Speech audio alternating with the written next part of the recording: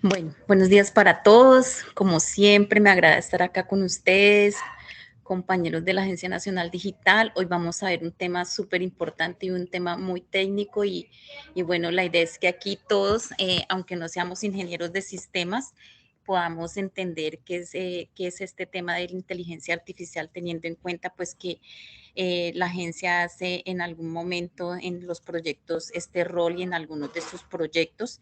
Entonces, hoy nos acompaña uno de nuestros compañeros que pues tiene la experiencia y tiene el conocimiento en la materia que vamos a tratar hoy.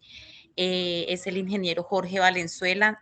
Agradezco de antemano a Jorgito por esa buena disposición de compartir pues toda esa experiencia y todo ese saber tan importante y pues por permitirnos aprender en esta sesión de trabajo. Jorgito, bienvenido y adelante. Gracias, Eliana, muchas gracias. Gracias por la presentación. Buenos días a todos. Veo un número grande de asistentes que es motivante esto. Pero como el número es tan grande y solo no reconozco algunos nombres, es posible que no todos me conozcan. Voy a hacer una presentación. Soy Jorge Valenzuela, soy arquitecto empresarial y de soluciones de la Agencia Nacional Digital. Soy además profesor universitario y tengo la inmensa fortuna. Bueno, quiero confirmar con ustedes si me están escuchando bien. A veces molestan los micrófonos. Te escuchamos perfecto, Jorge. Perfecto, qué bien. Entonces, como les decía, gracias por su feedback. Como les decía, pues tengo soy profesor universitario y soy arquitecto de soluciones y empresarial de la Agencia Nacional Digital, de formación ingeniero de sistemas con una maestría en ingeniería de sistemas de computación. Soy experto en computación teórica, paradigmas de programación, programo en muchos lenguajes, con muchos paradigmas, y como les comencé a decir y creo que no terminé, tengo la inmensa fortuna de que mi trabajo, tanto el que hago en la agencia como el que tengo por vocación como docente, pues me gusta mucho y me apasiona mi trabajo y lo disfruto, que es lo más importante. Bueno, entonces, pues ese soy yo, si eventualmente alguno de los asistentes no me conociera o no tuviera referencias de quién les está hablando. Vamos a atacar un tema que es un poquito disonante respecto a los últimos temas. Digo disonante porque hemos hablado sobre todo de temas administrativos del día a día. Este también es un tema cotidiano porque la inteligencia artificial ya nos rodea cada día. Y es la inteligencia artificial. No soy experto en la inteligencia artificial, pero tengo sí el conocimiento suficiente para que esta charla ustedes se lleven algo, entiendan lo que es, entiendan los conceptos. Entonces voy a comenzar compartiendo la pantalla para que tengamos la presentación que va a guiar la charla. Me confirman, como siempre hay que hacer este protocolo. Me confirman si ya están viendo mi pantalla, si es legible.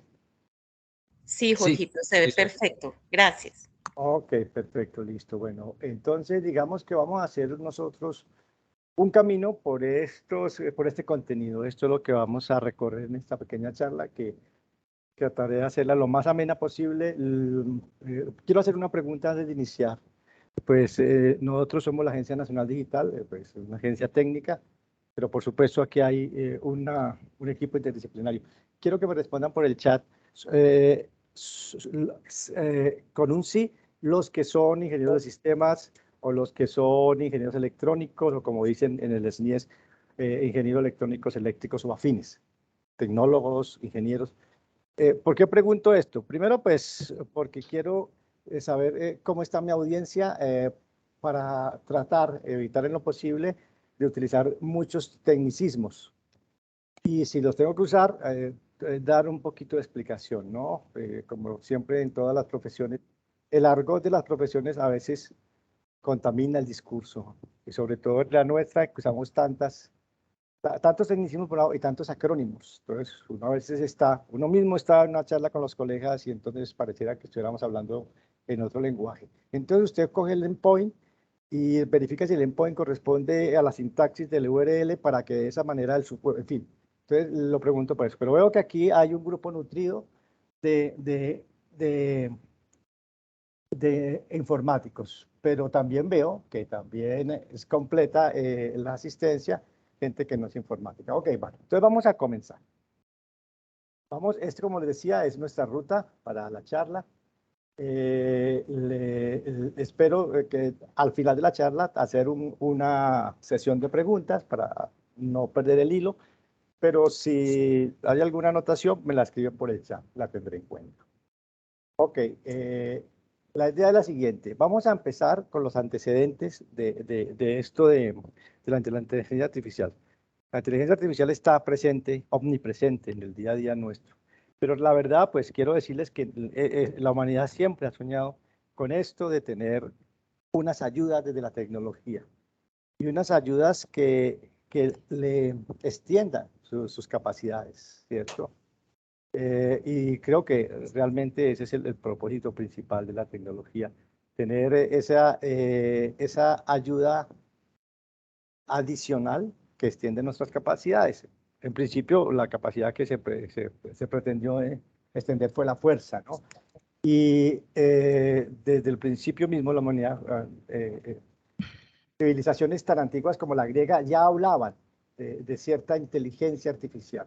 Existe en la mitología griega una figura que se llama Talos, que era un autómata. Esta palabra de autómata que yo aquí pongo en itálica es importante, porque, entre otras cosas, la teoría de autómatas fue la primera forma en que se llamó la inteligencia artificial. Este ser de la mitología griega era un gigante que protegía la isla de Creta y la protegía contra piratas invasores y la había creado supuestamente un dios. Hay otras, por supuesto, la mitología hay otras versiones, pero la más creíble es que un dios, Hefesto, lo había creado. Hefesto era el dios que manejaba la forja y podía manejar los metales. Además es un dios que a mí en particular me agrada mucho porque era muy feo, pero se casó con la diosa más bonita, se casó con Afrodita, lo cual a los feos nos da cierta esperanza y cierto consuelo. Ok, él era el guardián de Creta de la isla y su trabajo era seguir una rutina, que era varias veces al día, 3 o 4, como era muy grande, rápidamente circundaba la isla de Creta, impedía que los extraños lo entraran, y si intentaban entrar, destruía sus barcos, y si a alguien se le colaba, entonces se metía en un volcán que había, salía todo al rojo vivo y los abrazaba hasta matarlos.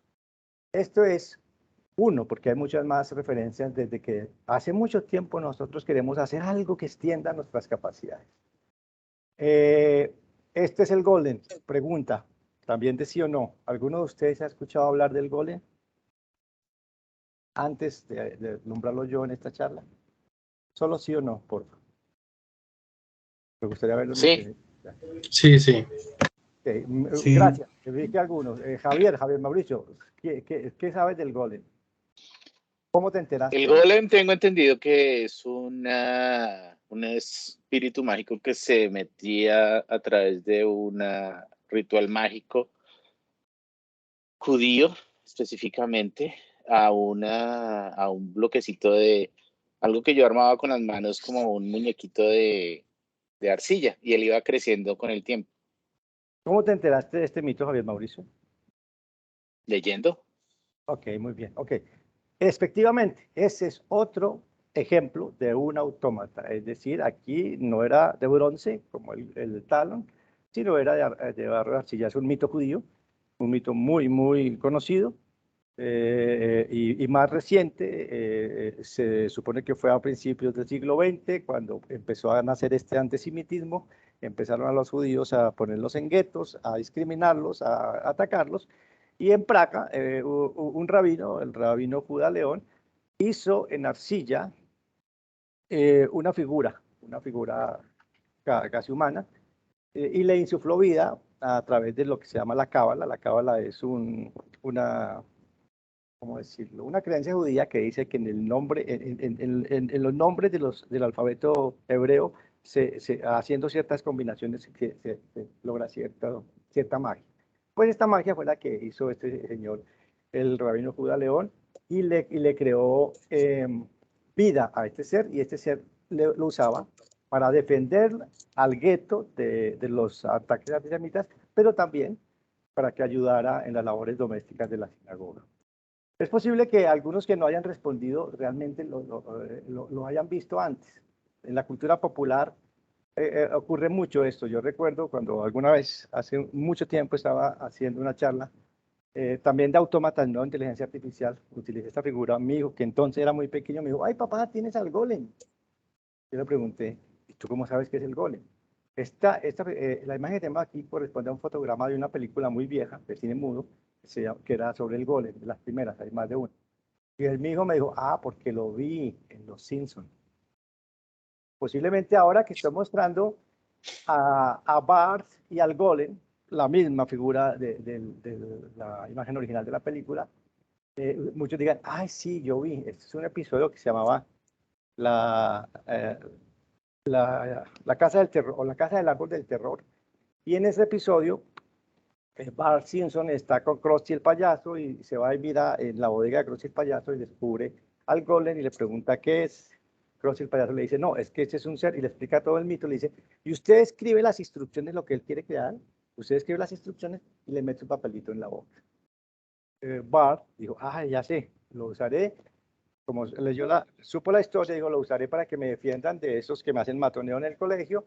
Y le metió un papelito que fuera a la casa, y efectivamente fue a la casa, y efectivamente lo ayudaba contra los que le hacían bullying en el colegio. Con esto, yo quiero resaltar eso de la palabra autómata, que es muy importante, pero resaltar también la importancia del lenguaje. En la inteligencia general, y también es válido en la inteligencia artificial, el lenguaje es vital. Y como realmente la matemática es un lenguaje, solo que es un lenguaje especializado, es un lenguaje formal, pues la inteligencia artificial se basa en matemática. Pero no se me vayan, los que tienen fobia a la matemática, permanezcan, no vamos a ver aquí ecuaciones complejas, nada, todavía. Haremos una visión de la matemática de lo básico, y que no nos asuste. Hay ejemplos más recientes de esos autómatas, de estas máquinas que imitan la figura y los movimientos de un ser animado, sobre todo humanoide. Y por eso también hasta ahí tenemos que esos autómatas no tienen una real inteligencia, solo siguen unas órdenes, como lo hacía Talón en Grecia, como lo hacía el Golem. Y así mismo hay otros más recientes. Por ejemplo, Pinocho mismo es un muñeco de madera que fue creado con un propósito por un carpintero viejo y solo, que buscaba una compañía, tener un hijo, alguien que lo acompañara. Y un hada es la que le agrega ese plus de darle como la vida. Otro más reciente, Frank, ¿cierto? También, esto fue con un propósito diferente, pero siempre hemos querido tener como esa ayuda adicional que nos asista, que nos sirva. Ok, pasemos entonces, ahora que ya vimos los autómatas y vimos esto, a tratar no de definir el concepto, pero entenderlo, darnos una noción. Cuando uno miramos, dice, pues inteligencia artificial debería ser sencillo, definir una frase tan corta compuesta de un sustantivo y un adjetivo. Pero la verdad existen muchísimas definiciones de muchísima gente autorizada sobre lo que es inteligencia artificial. O sea que no vamos a meternos en eso, pero sí tratar de entender la inteligencia artificial. Si nos vamos por el adjetivo, es muy fácil. El adjetivo no tiene discusión. Artificial es tal, lo que no es natural. Es decir, lo que está hecho por el hombre, en esencia. Pero inteligencia, cuando hablamos de inteligencia, ¿de qué inteligencia hablamos? Pues ahí viene el primer dilema, ¿no? En 1984, un psicólogo, Howard Gardner, dijo, espere un momento, no hay una sola inteligencia. Porque la inteligencia, normalmente la inteligencia era razonamiento, la inteligencia era lógico-matemática, racionamiento. O sea, los inteligentes eran los científicos, los ingenieros, pero esto no es cierto. Esto por supuesto que no es cierto. ¿Ustedes dirían que un campesino no es inteligente? Nunca, ¿verdad? De hecho, tienen a veces más sabiduría que los que hemos gastado años en la universidad. Porque es que el conocimiento se aprende con la experiencia misma. El conocimiento se aprende cuando uno tiene que enfrentarse al lector. Y por eso este señor dijo en 1984, cuidado, no se puede hablar de solamente la inteligencia como una capacidad lógico-matemática. Hay muchas inteligencias, hay gente que tiene inteligencia musical. Bueno, la gente que tiene la inteligencia musical yo la veo como que tiene una capacidad lógica matemática porque la música también es un lenguaje, pero hay gente que tiene una inteligencia social, interpersonal o intrapersonal, o una inteligencia verbal, lingüística, o una inteligencia naturalista, que sabe estar en armonía y en sinergia con la naturaleza. En fin, él habló de mucha inteligencia, entonces desde ahí ya uno dice inteligencia artificial. ¿De qué inteligencia nosotros estamos hablando? Ese es un primer problema. Ok, pero para nosotros evitarlo, porque realmente todas las otras inteligencias, así las haya clasificado el señor, en diferentes tipos, van a lo mismo. Y es que, voy a remitirme un poquito a la etimología de la palabra. A mí me gusta mucho mirar la etimología de la palabra, porque si una palabra desde hace siglos ha permanecido, es porque desde el principio se sabía de qué hablaba. Esto viene del latín, intus, y legere, escoger, en esencia, inteligencia. Es la etimología, es la capacidad de elegir entre varias opciones, de discernir para actuar en consecuencia. ¿En consecuencia para qué? Para resolver un problema, para adquirir conocimiento, para producir algo de valor. Entonces, digamos que vamos a entender como noción, no como definición, de que cuando hablamos de inteligencia estamos hablando de eso, de un razonamiento lógico, ¿cierto? Que para definir cuál es la mejor opción para enfrentar circunstancias o resolver problemas, ¿de acuerdo? Eso además nos dice que cualquier persona inteligente es diferente a que haya estudiado, pero cualquier persona tiene ya per se esa capacidad mental y cerebral de hacer un razonamiento lógico, de inferir, de escoger y de escoger para enfrentar circunstancias, problemas o crear algo de valor. Okay. Entonces, aquí ya llegamos mejor a la definición o a la noción, mejor insisto, de lo que de qué se trata cuando hablamos de qué estamos hablando cuando hablamos de la inteligencia artificial. Estamos hablando de las capacidades comparables a la que realiza un ser vivo. En principio es un humano, pero no únicamente, tal como el aprendizaje o el razonamiento lógico, pero que son imitadas por la máquina. Cuando yo digo imitadas, estoy diciendo una cosa que quiero resaltar. Las máquinas no piensan todavía, pero las máquinas no piensan. Las inteligencias artificiales no piensan. Las inteligencias artificiales, los algoritmos, las máquinas imitan el pensamiento, sobre todo el humano. Pero pues lo pueden hacer de otros seres vivos porque no somos los humanos los únicos seres vivos que podemos decir que son inteligentes. Tienen mascota, creo que no aceptarían que yo dijera que los únicos inteligentes son los humanos. Las mascotas y los animales exhiben a veces unos comportamientos que nos dejan sorprendidos. Ok, vamos a empezar entonces mirando esta pequeña cronología, esta pequeña línea de tiempo que no sé si alcanzan ustedes a verla bien, pues voy a poner aquí, que va desde 1940 al año 2000. Esto es la evolución rápida que vamos a hacer. Los eventos en el tiempo que están en azul aquí corresponden a unos años específicos, 43, 50, 56, y los puse y los resalté en ese color diferente, porque para los expertos, los verdaderos expertos en inteligencia artificial, algunos dicen que el nacimiento, que cuando empezó todo, fue en el 56, otros que no, que fue en el 50, y otros que no, que fue en el 43, con la neurona de McCauley-Champitz. Otros, pocos, pero yo estoy de acuerdo con ellos, dicen que empieza en el 36, cuando empezó todo esto de la computación teórica. ¿Por qué? Porque realmente no se puede dudar que la inteligencia artificial está suscrita a la computación.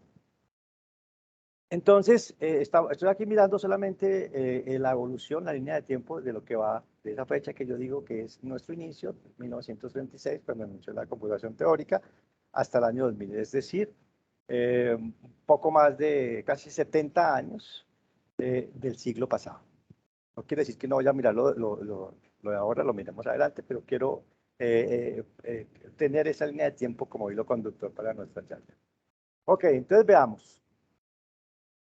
Veamos por qué digo yo que esto empezó en el 1936. En el 1928, más propiamente, este señor, no sé si lo conocen, si alguno lo conoce, me basta que me escriba el nombre. Es posible que sí, es posible que no. Este señor se llama David Hilbert, era un matemático de los grandes matemáticos que vivieron a caballo entre el siglo XIX y el siglo XX.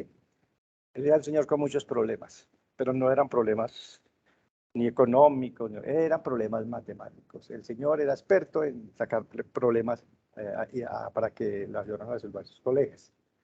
Pero era además muy optimista. Y entonces este señor se dispone en 1928, hace ya casi 100 años, en decir que las matemáticas eran simplemente un sistema formal. Como es un lenguaje, de verdad dijo, no, pero como es un lenguaje, yo puedo hacer reglas de inferencia, partir de axiomas, los axiomas son las verdades que no necesitan demostrarse en matemáticas, y yo probaba teoremas, que son las nuevas verdades que sacamos usando esos lenguajes, esas reglas de inferencia, es decir, ese sistema formal, para hacer nuevos problemas, siguiendo lo que él llamaba entonces un procedimiento efectivo. Y así él decía, la matemática va a tener fundamentos seguros. Este afán de él era porque el siglo anterior, el siglo XIX, la matemática había tenido grandes problemas, grandes problemas. Hubo una crisis de la matemática, se llamó, sobre todo dado por las paradojas que salieron de un libro que se llamó Principia Mathematica de Bertrand Russell y Alfred North Whitehead. Y entonces el señor vino a salvar las matemáticas de esas grietas que habían dado. Y entonces él dijo, propongo esto, que hagamos de las matemáticas un sistema formal, todas las matemáticas un sistema formal, y él dijo por un procedimiento efectivo. ¿Por qué es importante esto? Porque ese procedimiento efectivo se convirtió en lo que hoy es el algoritmo. Y los algoritmos son la base de la inteligencia artificial y la base de la computación en general. Y él solamente pedía tres cosas, tres propiedades para que esto fuera cierto. Que su sistema formal, que iba a redefinir las matemáticas, tuviera consistencia. Es decir, que no pudiera haber contradicciones dentro del sistema. Que uno le dijera 3 más 2 es 5, pero también dijera 3 más 2 es otra cosa diferente a 5. La sentencia no podría ser a la vez falsa y verdadera. Que fuera completo, es decir, que todas las sentencias verdaderas que existen del sistema deben probarse, demostrarse dentro del sistema. Es decir, estamos haciendo demostración de teoremas. Y lo último decía, como es un procedimiento efectivo, ese procedimiento efectivo no, que eso se convirtió en algoritmo, no puede, tiene que terminar, tiene que ser una serie de pasos, pero con un fin, hasta que al fin nos permita decidir. Y llegue a la decisión si una sentencia del sistema es verdadera o falsa, es decir, que pruebe o no el teorema. Él era alemán, como el lenguaje alemán tiene una virtud muy bonita, que es que puede unir varias palabras en una palabra larguísima y expresa todo un concepto. Tal vez esa es una de las razones por qué hay muchos filósofos alemanes, porque cuando uno empieza a condensar los conceptos en una sola palabra, recuerden lo que decía el lenguaje, entiende mejor. Ese Entscheidungsproblem problem es una palabra alemana que quiere decir el problema de la decisión. Justamente así se conocía ese problema, el problema de la edición, el exchanging problem, así lo puso él a sus colegas de la comunidad científica matemática y lo copió, no fue él quien lo inventó, lo copió de otro, Gottfried Leibniz, de otro matemático también alemán, que además este matemático alemán fue uno de los precursores en eso de tener calculadoras mecánicas. Entonces él dijo esto, dijo, ok, yo necesito que... Y obtuvo respuesta, pero la respuesta no fue la mejor, la respuesta lo descorazonó. La respuesta vinieron de estos señores. Pregunto, ¿conocen a este primer señor?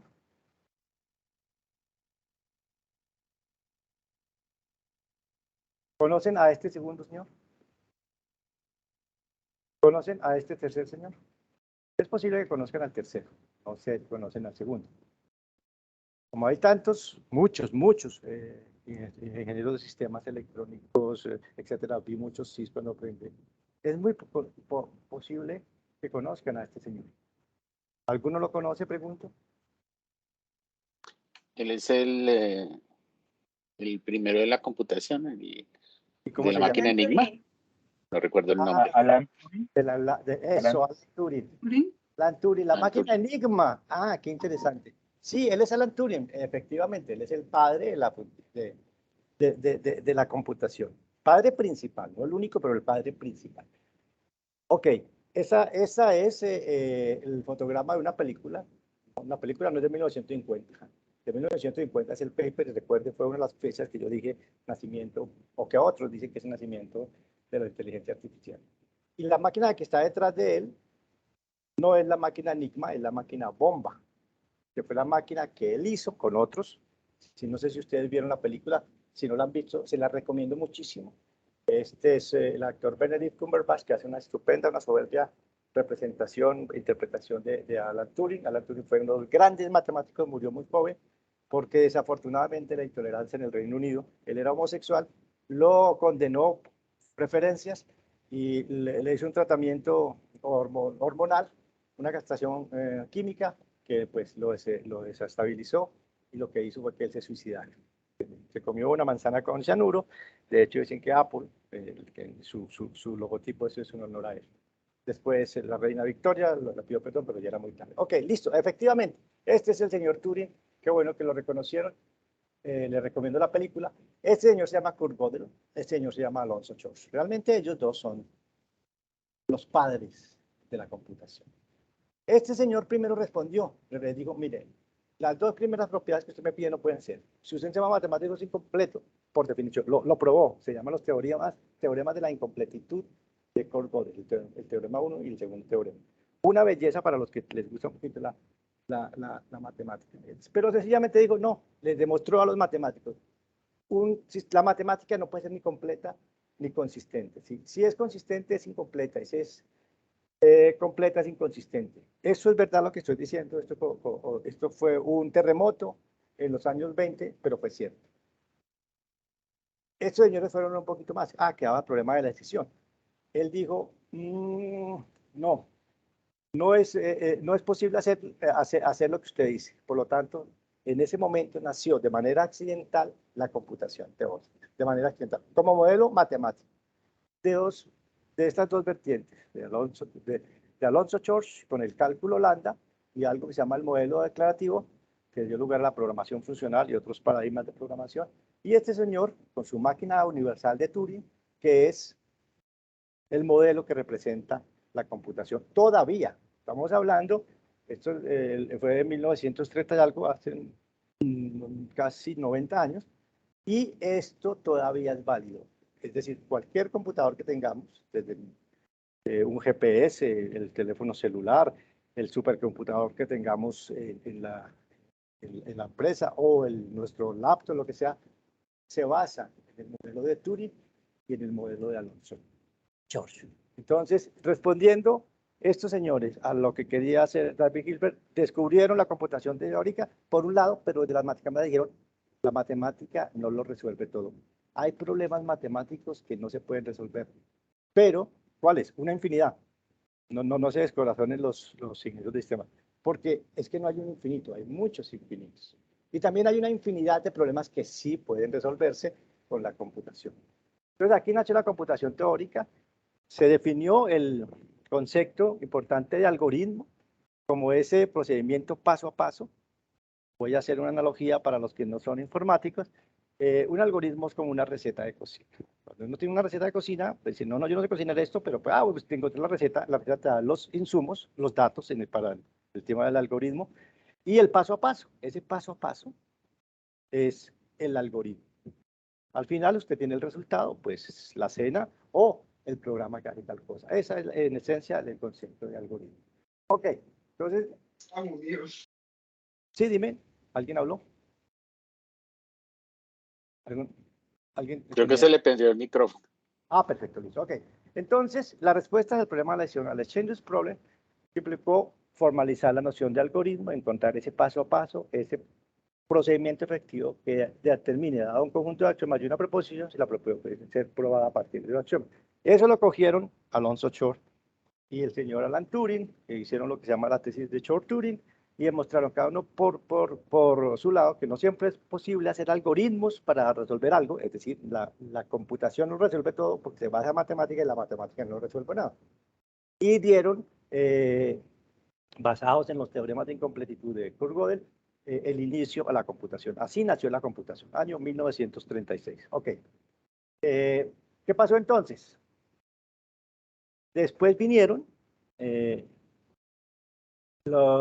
tema de los autómatas, como de una teoría formal, como una disciplina de estudio. ¿Qué eran los autómatas? Eran sistemas capaces de manejar información, recibían información del entorno en forma de señales y consecuentemente iban manejando unos estados y de acuerdo con esos estados transmitían otras señales al entorno y con ese cambio de señales y todo, como estaban representando el algoritmo, al final lograban un resultado, ¿cierto?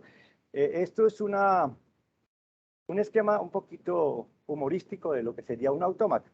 Esto es un señor, digamos, un científico que hizo un autómata para no tener que limpiarse la boca con la servilleta, sino que dijo, mire, cuando yo me tomo la sopa, jalo esta cuerdita, la cuerdita activa una cuchara en forma de palanca que tenía una galleta, la galleta sube, el lorito vuela para alcanzarla, por lo tanto pierde la balanza de esto, el agua que está aquí llena esto, al llenarla sube este mechero, encendedor que enciende un cohete, el cohete entonces se dispara, corta la cuerda que tiene la servilleta y entonces la servilleta por el péndulo del reloj va y me limpia la boca.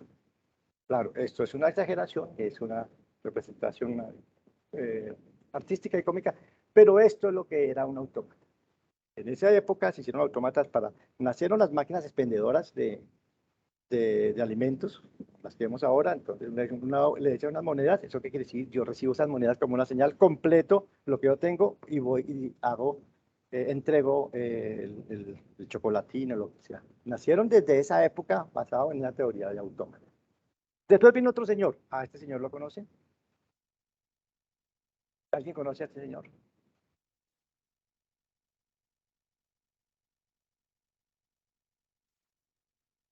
Bueno, ok. Este señor, que deberíamos conocerlos todos los ingenieros de sistemas, todos sin excepción, se llama Claude Shannon. ¿Y por qué? Porque él es el padre de la teoría de la información.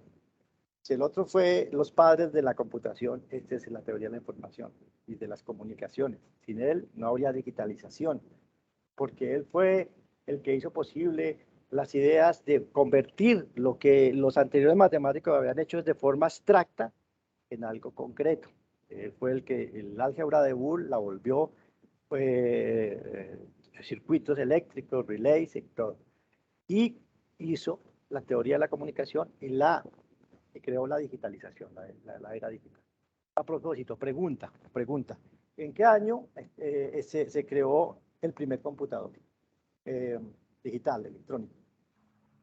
Escucho años ahí, ya los veo. Pueden buscar en Google, por supuesto. Eso no está mal. Así es que aprendemos, buscando, leyendo.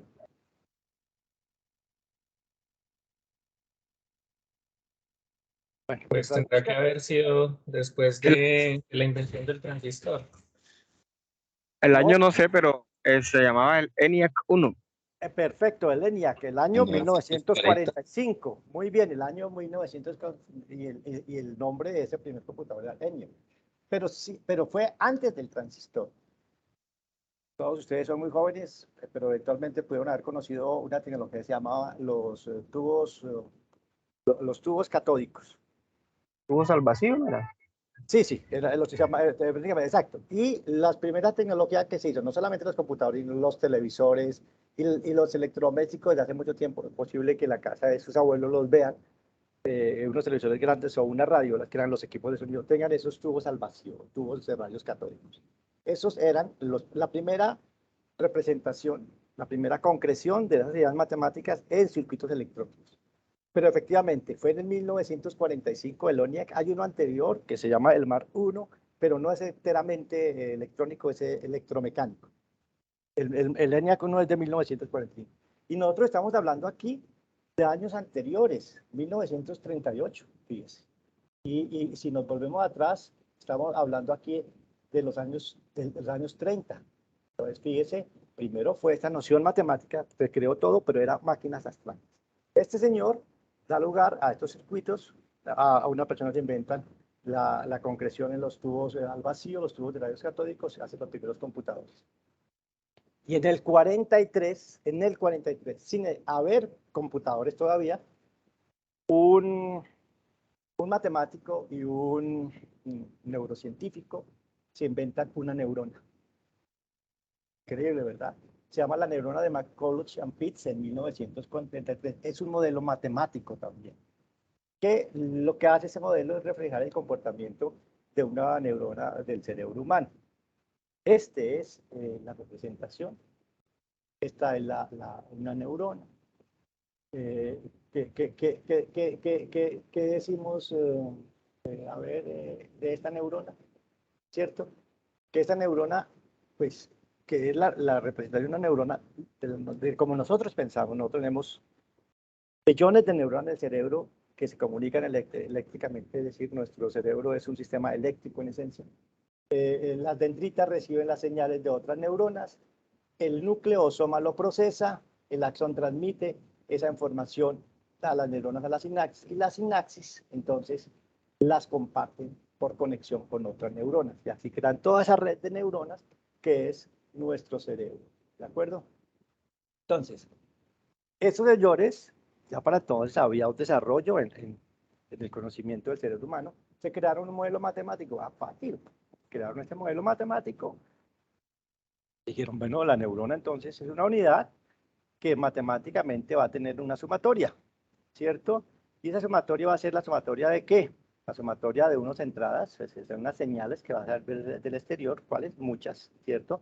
Además, esas señales van a ser multiplicadas por un peso, los pesos, ¿cierto?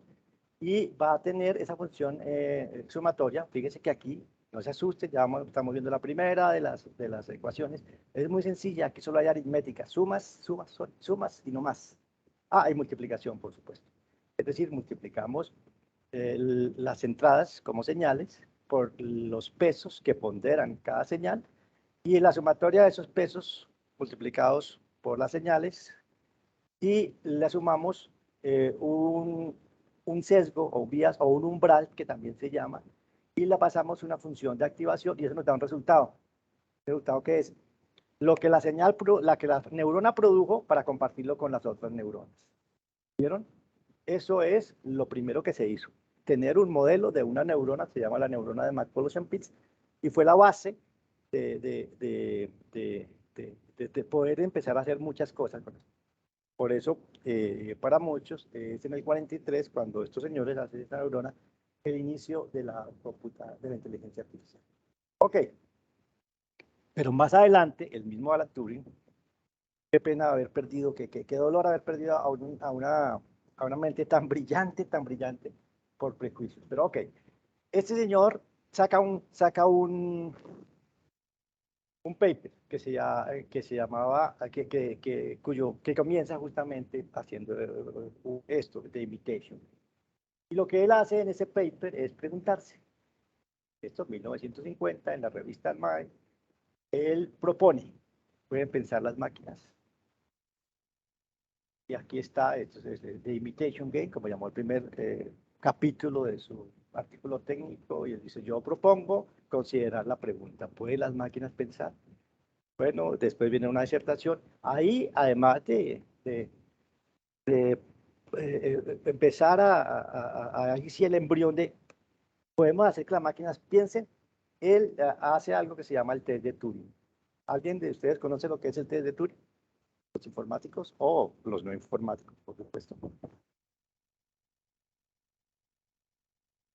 ¿Ustedes vieron una película llamada Es Máquina? Es un test para verificar si una máquina realmente piensa o simplemente está dando resultados de una programación dada. Ok, perfecto. Sí, en esencia sí. El test de Turing es eso. Es que como las máquinas podrían pensar, entonces él dice, ok, vamos a colocar a una persona, a un humano y a una máquina en una habitación en la que no lo ve el interrogador. Y el interrogador tiene que hacer unas preguntas y después decidir cuál es la persona y cuál es la máquina. Si la máquina es tan hábil como para confundir al interrogador, pues va a pasar el test de Turing. Ya una máquina pasó el test de Turing con varios interrogadores, pues no con todos, pero pues eso ya fue una vez. Ok, esto lo hace el señor Alan Matheson Turing en 1950 y para muchos aquí fue, que dice, oiga, él fue el que hizo la computación, no recuerdo. Empieza a hacer esto. Entonces después, para otros, el nacimiento fue una conferencia en Dartmouth College, que tiene esta placa, tiene una placa 50 años después, porque aquí fue la primera vez que usamos el término inteligencia artificial. ¿Ves? Para muchos ese es el momento en que nació la inteligencia artificial. Yo no lo creo. Yo más que definirlo como el nacimiento oficial de la inteligencia artificial, lo percibo como la ceremonia de bautizo de la inteligencia artificial. ¿Por qué? Porque ya, como decía, ya se hablaba antes de inteligencia artificial, lo dijo años antes. Turing ya se había hecho una neurona que representaba la inteligencia de manera artificial y ya teníamos en ese momento, antes de que alguien dijera, mire, llamemos a esto inteligencia artificial, ya teníamos disciplinas, campos del conocimiento en que estudiaba la cibernética, por ejemplo, la teoría de autómatas propiamente dicha, y algo que se llama el procesamiento complejo de información. Aquí lo único que hicieron fue que eran muchas científicos de muchas corrientes se reunieron y acordaron como gran ganancia, no, mejor llamémoslo inteligencia artificial, como que vende más, es más bonito. Pero si nosotros volvemos un poco a nuestra línea de tiempo, quiero que noten esto. Fíjense que aquí las cosas... Sí, sí. ¿Sí? ¿Alguien tiene alguna pregunta? ¿Oigo una voz? ¿O alguien tiene, si alguien tiene prendido el micrófono, por favor, apagarlo? Noten aquí una cosa, que en el desarrollo, desde que inventó la computación, la neurona, iba un desarrollo como sostenido. Después de la conferencia, pues empieza a bajarse esto. Y definitivamente aquí hay un momento donde que no hay grandes acontecimientos, grandes avances en la inteligencia artificial. ¿Por qué? Porque a partir de esa conferencia, a partir de bautizar de manera oficial, con bombos y platillas, la inteligencia artificial, pues lo que siguió fue primero un evento importante que se creó basado en la neurona de McCulloch-Pitts, la primera red neural o neuronal, es decir, la primera red de neuronas. Pero después de eso hubo una expectativa terrible, terrible. Pero después todo fue un fracaso. Pasaron más de una década, pues menos de una década, pero yo diría que incluso fue antes del 74, en que la inteligencia artificial como disciplina nadie la seguía. Entonces ya no, olvidémonos, eso no tiene futuro. Entonces, ¿por qué? Porque hubo demasiadas expectativas. Fue muy político esto, que no se cumplieron. Después vino entonces un señor, en el 58, Rosenblatt, también matemático, que propuso crear un modelo a partir de la neurona que había creado McCulloch-Pitts en el 43, con variaciones. Digo, bueno, pero si el cerebro es muchas neuronas, pues hagamos algo que tenga muchas neuronas, de las neuronas de Maslow-Chapis. Le hizo algunas variaciones leves, ¿cierto? Al principio era ya un algoritmo, ya teníamos computadores entonces, pero esto fue más allá de ser un algoritmo, esto fue una máquina, fue la primera máquina pensante, por decirlo así. ¿Y en qué consistía? En que él cogía y decía, bueno, yo tengo esas unidades, digamos aquí, cada vez nuestros punticos de donde sale un cable es una de las neuronas de McCulloch-Patton-Pitts, ¿cierto? Y esto, digamos, son la conexión con otras neuronas. Y entonces él propone hacer una capa entrante de neuronas, ¿cierto? Y esa capa entonces procesa, como vimos en el modelo matemático, con una función de activación, simplemente si hay una respuesta o no, y esa respuesta la envían a otras neuronas de asociación, y finalmente aquí volvemos a hacer las mismas funciones de activación, tal vez cambiando la función matemática, siempre funciones matemáticas de modelos lineales, ecuaciones fáciles, entre comillas, y hasta que llegábamos a hacer una respuesta, teníamos otra capa de neuronas que eran las que respondían. Era tal la expectativa que siguieron tantas cosas. El New York Times, por ejemplo, digo, mire, hemos creado el embrión de un ordenador electrónico que espera poder caminar, ver, escribir, reproducir, tener conciencia de existencia. Ellos les propusieron como 10 años o 20 años. Esto fue lo que disparó la imaginación popular y entonces la ciencia ficción vino. Ahí nacieron los supersónicos, todo el mundo, uy, no, pues que ya antes del año 2000 ya vamos a tener en la casa un robot, robotina, que no sé qué, no vamos a tener mascotas, sino un perro, en fin, porque hubo mucha expectativa.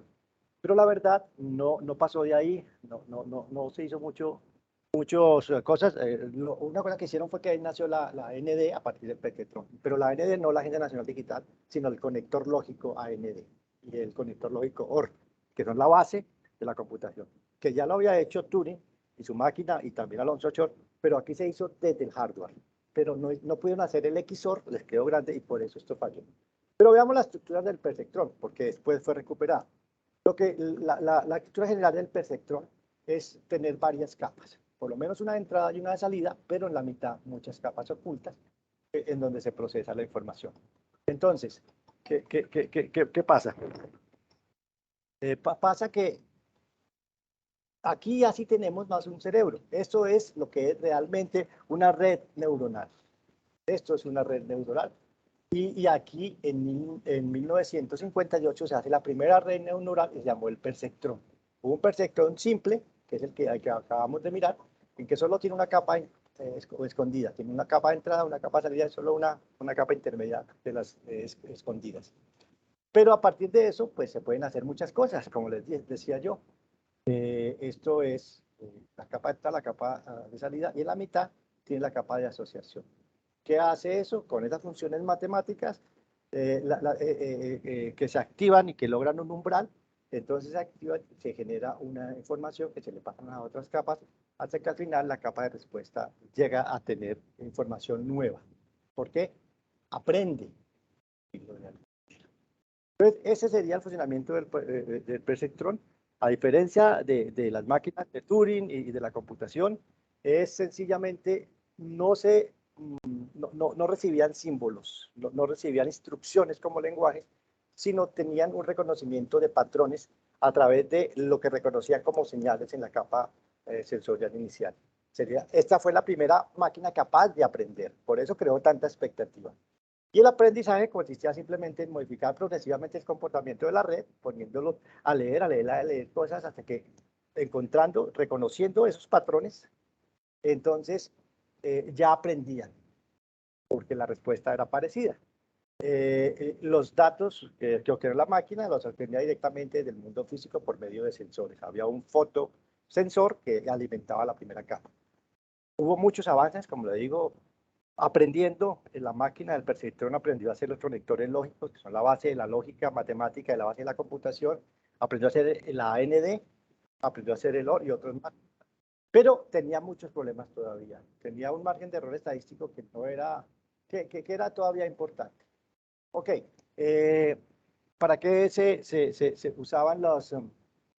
voy a correr porque se usaban para por ejemplo, pasarle figuras y la reconociera, pasarle unos triángulos, unos cuadros, ¿estos son triángulos? Y él respondía sí o no. Y aprendía, ¿cierto? Bueno, pasó el tiempo de rápido. Lo hacía de una manera fácil. Si encontraba que era un triángulo al principio, pues después decía, sí, es un triángulo, activaba las funciones algunas veces. Después entonces ya se reforzaba a medida que veía hasta el final decía, sí, esto es un triángulo, y aprendía. Esa es la base de las redes neuronales y es la base de lo que se llama el aprendizaje de máquina o el machine learning. Lo que hace es manejar, fíjense lo sencillo que es esto, manejar funciones lineales. Funciones lineales, eso es un plano cartesiano, y en lo que las funciones lineales, de acuerdo con el umbral, él dice sí o no, responde sí o no, eso es un triángulo, sí o no a una pregunta. Y en eso sigue basándose el machine learning. Ok, entonces, el perceptor en acción, bueno, esto tendría movimiento si yo les paso el PDF, pero pues vamos a verlo acá. Funciona de esa manera. Así de sencillo, aquí está la capa de sensores, reciben la información, ¿sí? Multiplicada por el peso y junto con la función de activación, va aprendiendo y empieza a separar, a clasificar, que las figuras que son triángulos de otras figuras que no son triángulos, hasta que al final dice, estos son triángulos. Se equivoca, puede ser que deje como no triángulos a triángulos o que incluya como triángulos otras figuras que no son triángulos. Pero en esencia, esta es el algoritmo del perceptor. ¿De acuerdo? Bien, perfecto. Entonces, ¿cuáles son las áreas de investigación que más se mueven en la inteligencia artificial? Justamente esta, que dio lugar al perceptor, que se llama el aprendizaje automático o el machine learning o aprendizaje de máquina, los sistemas expertos, las redes semánticas, la lingüística computacional. Pero para muchos autores, estos son subsidiarias de esta. Para muchos autores, lo que es realmente importante, lo que llaman inteligencia artificial, es el aprendizaje de máquina y sus subcampos, como el aprendizaje profundo. Se basan todavía en eso, en datos, al igual que aprendemos los humanos. Nosotros que aprendemos, leemos, entendemos, vemos patrones, con los patrones nosotros hacemos inferencias, etcétera, etcétera. Entonces, ¿qué es el aprendizaje automático? El aprendizaje automático es usar algoritmos para aprender de los patrones que nos dan los datos. Hay varios tipos, hay aprendizaje supervisado, en el que participan los humanos, hay aprendizaje no supervisado en que no participan los humanos, y hay aprendizajes de refuerzo. Esto es un poquito como lo hacemos con las mascotas, que siéntese, si se siente le doy una galletita. Así también reforzamos con refuerzos positivos cada vez que acierta la máquina. ¿En qué es el supervisado? En que la información que le damos a la máquina la hemos marcado, hemos etiquetado previamente, vamos a hacer reconocimiento de figuras.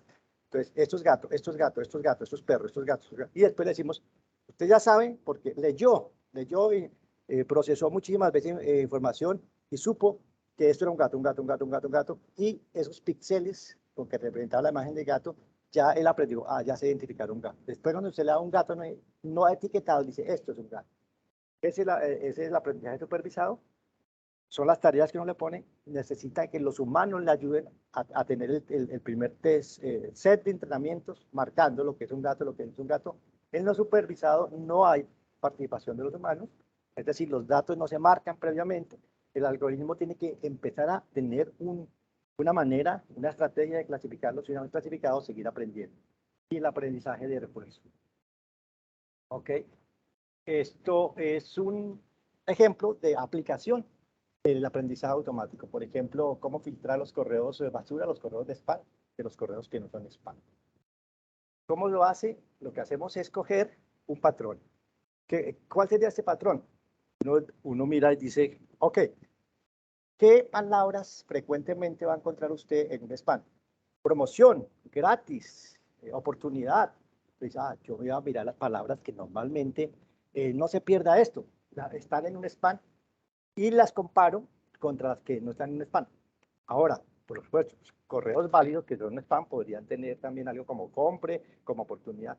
Pero haciendo análisis estadísticos con mucha información, le decimos, usted haga clasificación cuando encuentre esas palabras, están marcadas por esas palabras específicas, comprar, gratis, promoción, etcétera, y entonces empieza a filtrar. Entre más datos le demos, más aprende, y menor es el riesgo y mayor es la precisión, mejor, y entonces tenemos que el modelo, la máquina, el algoritmo filtra lo que es spam y lo que no es spam. Por supuesto que se equivoca, por eso es que a veces me dice, oye, le mandé el correo. Y no lo veo, busqué en spam. Seguramente había una palabra que es, el filtro de spam lo hizo que lo reconociera como spam. Bueno, lo último, ya para terminar, es una reflexión. Ustedes estamos rodeados de cosas inteligentes, ¿cierto? Todos ustedes, estoy segurísimo, todos tienen teléfonos inteligentes. Seguramente todos tienen televisores inteligentes. ¿Y ustedes son tan inteligentes como sus teléfonos? ¿Son tan inteligentes como sus televisores?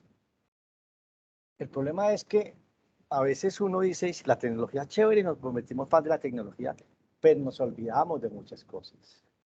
Seguramente muchos en sus casas tienen estos asistentes personales a los que le tenemos que llame a un taxi, cuál es el pronóstico del tiempo, pero pues él lo hace de una manera imitando, contesta y pues habrá indiferencia artificial. Nosotros no le importamos a él, pero él nos está importando mucho.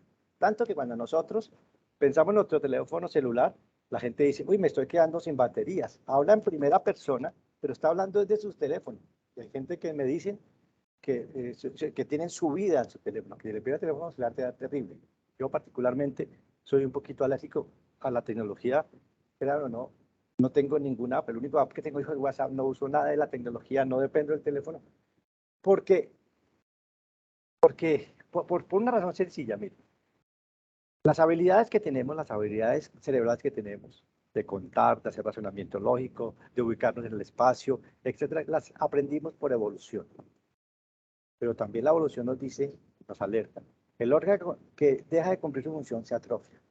Si nosotros cada vez más nos emperezamos y más dependemos de estos aparatos tecnológicos, pues es muy cómodo, por supuesto, pero menos capacidad vamos a tener. En el año 2000, el señor Bill Joy, que es un gurú de la computación, sacó un paper. El paper se llamaba ¿Por qué el futuro no nos necesita? Why the future doesn't need us. En el 2000, él dijo, cuidado, como estaba adelantándose la tecnología, la robótica, la ingeniería, la nanotecnología, la inteligencia artificial, eso hace que los humanos seamos una especie en peligro. Ok, no estoy siendo alarmista ni mucho menos. No quiero, no quiero decir que la tecnología per se es mal.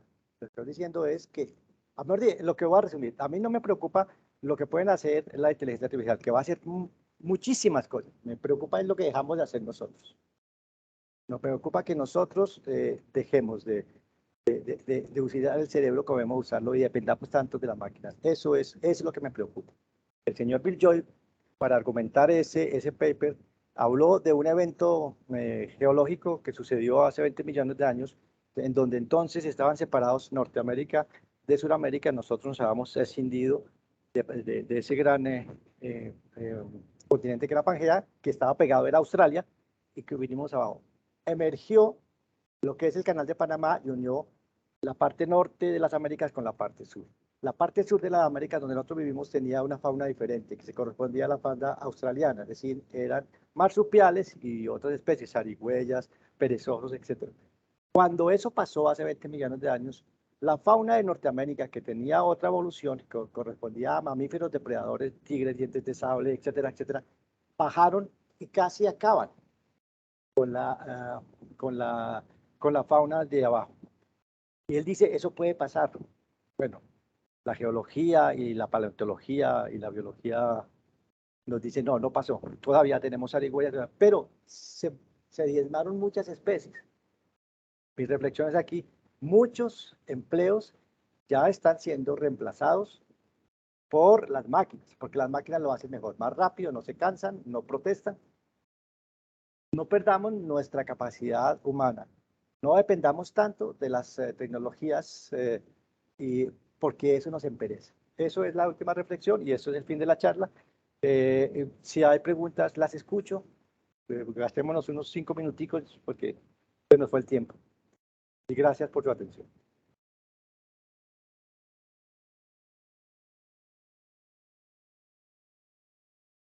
Hola, hola. Muchas gracias a usted, don Jorge.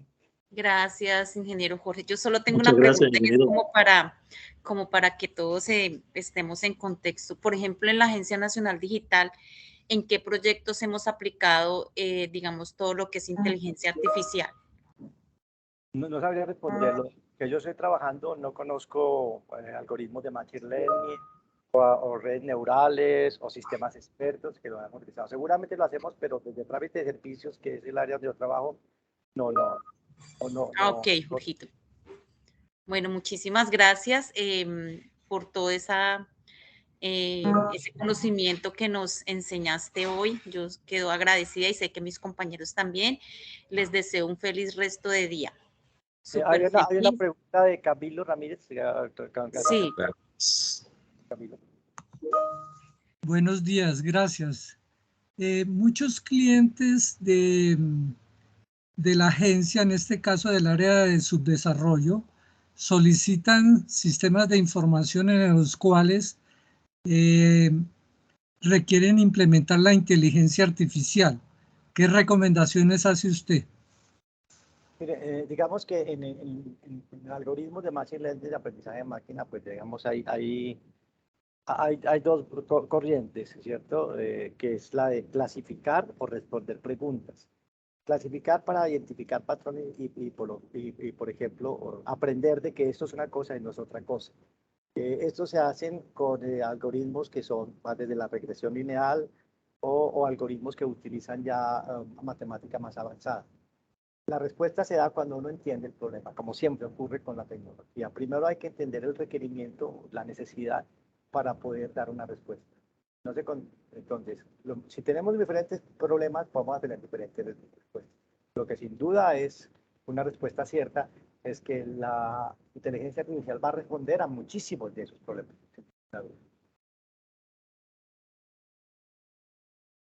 Gracias. Con gusto, pero no veo quién, entonces no sé cómo. Sí, sigue. Creo que soy. Eduardo. Sí, gracias, muy amable.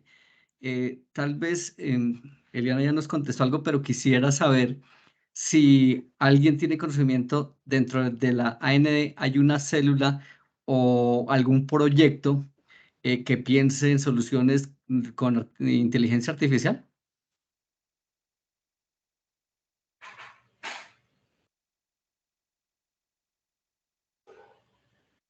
Yo quiero ampliar mi respuesta que le di a Diana, primero de la ignorancia que no conozco, pero como sí hay proyectos de Big Data, la Big Data está relacionada con la inteligencia artificial.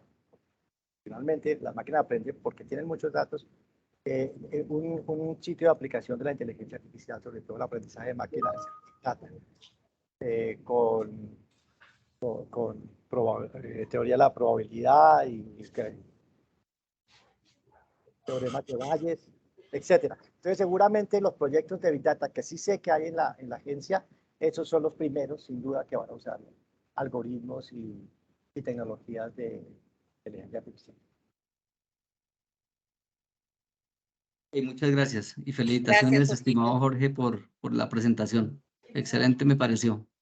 Muchas gracias a ustedes por tener la paciencia de escucharme, esperaba no aburrirlos y bueno, espero que algo les haya quedado. Le pasaré la presentación con Eliana para que la puedan tener.